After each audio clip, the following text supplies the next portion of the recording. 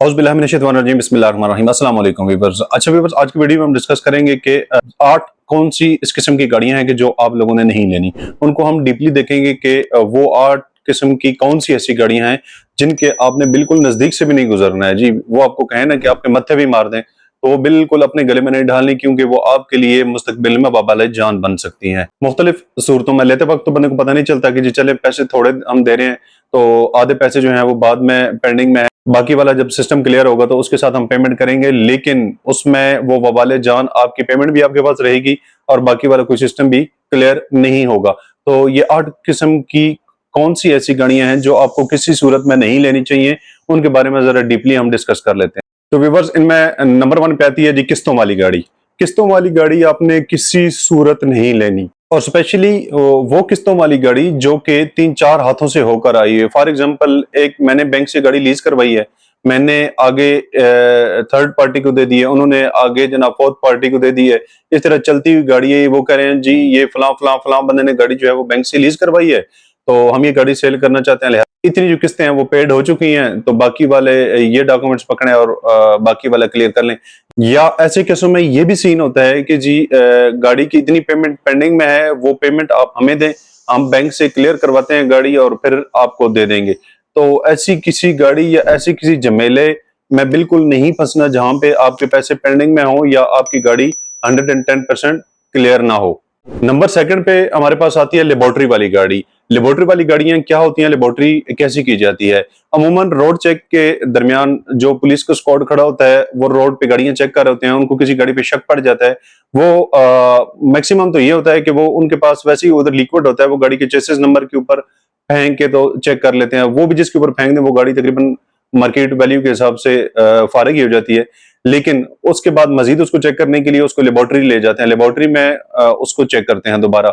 जो गाड़ी लेबोरेटरी के चेकअप से गुजर के उस प्रोसेस से होके आ जाए, वो भी गाड़ी बिल्कुल आपने नहीं लेनी। लेनी क्या, उसके नजदीक से भी नहीं गुजरना, क्योंकि बाजाहिर तो वो उस टाइम कम पैसों में आप ले लेंगे। गाड़ी जो होता है वो असासा होता है बंदे का, उसको टेम्परेरी आप ले लेंगे, लेकिन कल जब इमीडिएट बेस पे आपको सेल करना पड़ जाएगी तो उसमें वो गाड़ी आप कितने पैसों में कोई भी नहीं लेगा। एक तो उस टाइम सेल इतनी जल्दी नहीं होगी, क्योंकि गाड़ी जो होता है ये चेक होना चाहिए। मैं हर वीडियो में बताता हूँ कि गाड़ी जो होती है वो चेक होता है, इंसान का असासा होता है, इन्वेस्टमेंट होती है। वो किसी टाइम भी अगर पैसों की जरूरत पड़ गई तो उसे सेल करें जनाब, तो दूसरा बंदा आके ले जाए। तो लेते वक्त ये सारी चीजें अगर हम जहन में रखेंगे तो जब कल गाड़ी खुदा न खास्ता हमें किसी मौके पे पैसों की जरूरत पड़ गई है, गाड़ी सेल करना पड़ गई है, तो उस टाइम इजीली हम गाड़ी को सेल कर सकें। तो ये जो लेबोरेटरी वाली गाड़ी होती है, इसको देने के लिए भी आपको दर बदर होना पड़ेगा, यानी कि रिक्वेस्ट करके देनी पड़ेगी।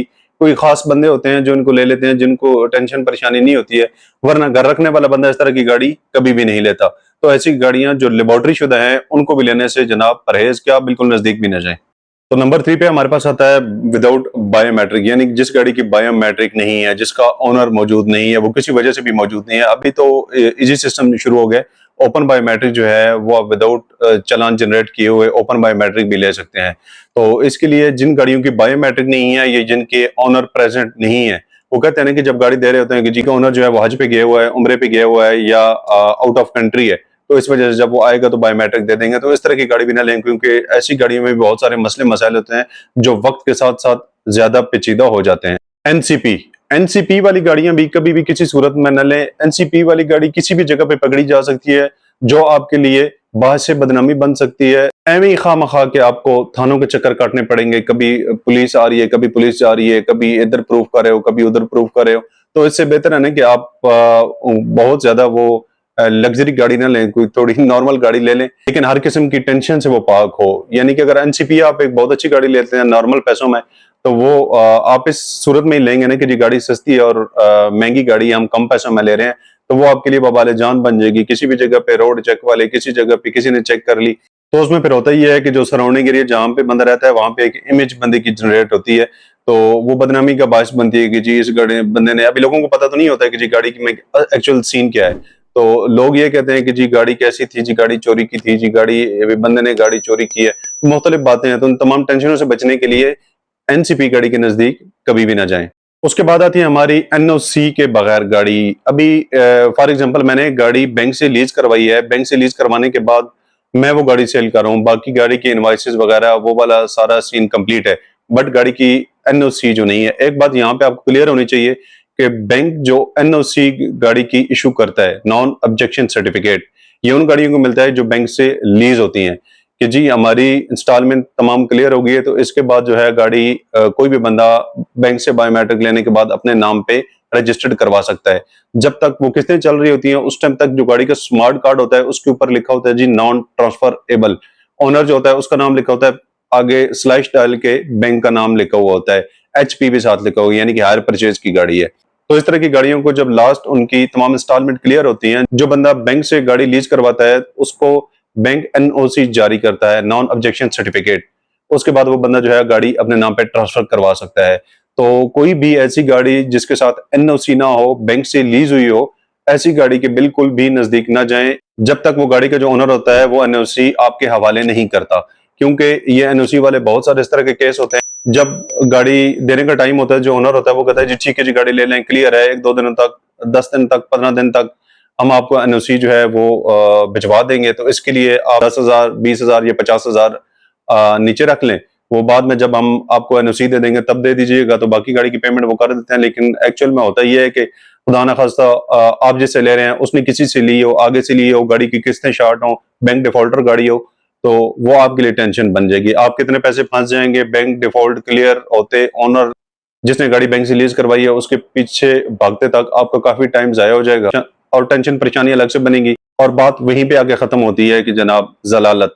तो ऐसी जलाल से बचें जब तक ओनर आपको एनओसी नहीं दे देता। तो कोई भी इस तरह की गाड़ी जिसके डॉक्यूमेंट्स में एनओसी नहीं लगी हुई उस गाड़ी के बिल्कुल नजदीक नहीं जाना, ठीक है जी। हाँ, उसमें इस्लामाबाद क्राइटेरिया की गाड़ियां होती हैं जो उनकी वो जो बैंक से लीज होके आती हैं, उसके बाद जो ओनर होते हैं वो अगर अपने नाम पे ट्रांसफर करवाना चाहें तो अपने नाम पे वो ट्रांसफर करवा लेते हैं, लेकिन उनकी एनओसी जो होती है वो एक्साइज डिपार्टमेंट में जमा हो जाती है और जो गाड़ी का स्मार्ट कार्ड होता है उसके ऊपर जो नॉन ट्रांसफरेबल लिखा होता है वो रिमूव हो जाता है, जस्ट ओनर का नाम आ जाता है। तो उसमें टेंशन परेशानी वाली बात नहीं है, ऐसी गाड़ी हो तो आप ले लें। और लास्ट पे आता है हमारे पास एक्सीडेंटल गाड़ियां। एक्सीडेंटल गाड़ियां असल में सीन ये होता है कि एक्सीडेंट खुदा ना खासा जो गाड़ियां हो जाती हैं तैयार किस तरह करवाए जाते हैं, लोकल जो डेंटर पेंटर होते हैं इनसे तैयार करवाया जाता है। अभी एक जो कंपनी की कंप्यूटर पे हर चीज उसकी एडजस्ट करके उसका एक एक मैकेनिज्म, उसका एक एक फ्रेम, उसका एक एक बॉडी का पार्ट जो है उसको एडजस्ट किया जाता है। लेकिन जब लोकली करते हैं आपको पता है कि वो कोई दाएं से निकल रहा होता है तो कोई बाएं से निकल रहा होता है। तो इस तरह की गाड़ी कभी भी ना लें। वो मजीद एक तो आपको कल जब आप सेल करेंगे उस टाइम भी आपको टेंशन परेशानी बनेगी, और दूसरा जो है उस वो स्मूथ ड्राइव भी नहीं होगी, काफी सारी परेशानियां होती हैं। तो ये जो मैंने आपको गाड़ियां बताई हैं इन गाड़ियों के भाईजान बिल्कुल नजदीक नहीं जाना, क्योंकि ये आपके लिए सरदर्द बनेंगी और ठीक ठाक किस्म का बनेंगी। अल्लाह ना करे कभी आप इस तरह की परेशानी में पड़े, लेकिन मैंने इस तरह के कई लोग देखे हैं जो इस तरह की परेशानियों में अपने घर बार के काम सारे छोड़ के, अपने कारोबार छोड़ के तो भाग रहे होते। तो ये थी जी आज की वीडियो। अगर आप लोगों को वीडियो पसंद आई हो तो लाइक और सब्सक्राइब लाजमी कीजिएगा जी, और बेल के आइकन को प्रेस करना मत भूलिएगा। अपना और अपने प्यारों का बहुत सारा ख्याल रखिएगा, दुआ में याद रखिएगा। मिलते हैं नेक्स्ट वीडियो में, तब तक के लिए इजाजत दीजिए जी, अल्लाह हाफिज।